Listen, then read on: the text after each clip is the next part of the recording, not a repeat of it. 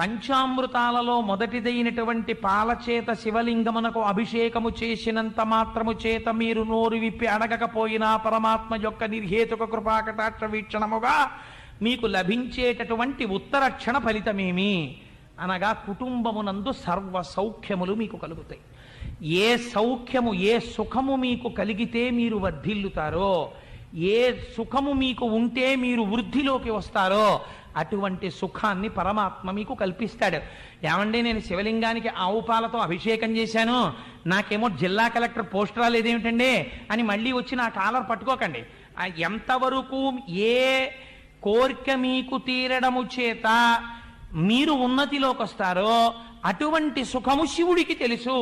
శివుని శిరమున కాశిన్ని నీళ్లు చల్లి పత్తిరి సుమంతనెవ్వాడు పారవయిచు కామధేనువు అనింటి గడి పశువు అల్ల సురశాఖవానింటి మల్లె చెట్టు.